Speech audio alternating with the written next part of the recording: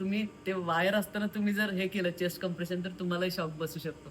तर पहिल्यांदा तुम्ही स्विच ऑफ करा किंवा या रूममध्ये आता समजा काही झालं आणि इथे जर आग लागली तर आपण पहिल्यांदा सगळ्यांना बाहेर काढू. तर ते उदाहरण म्हणजे सुरक्षितता. दुसरं उदाहरण काय प्रतिसाद म्हणजे काय हालचाल बघा त्याच्या दोन्ही खांद्यावर डोळे उघडा, जीभ दाखवा असं म्हणून आपण त्याचं बघणार की काही हालचाल आहे का आणि ती हालचाल नाहीये याचा अर्थ तो बेशुद्ध आहे असं आपण समजणार. तर हे सु झालं, हे प्र झालं आणि सा. आता हे प्रतिसाद बघताना आपण नेहमी काय करतो त्याच्या तोंडावर पाणी टाकतो किंवा डोळे उघडा जीभ असं नाही करायचं. मान किंवा चेहरा अजिबात नाही हलला पाहिजे.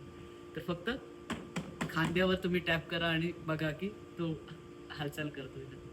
तर काहीही हालचाल नाहीये आणि तो बेशुद्ध आहे तर आपण इमिजिएटली नंतर काय सा. सा म्हणजे साथ द्या म्हणजे मदतीसाठी बोलवा. तर कुणाला बोलवायचं?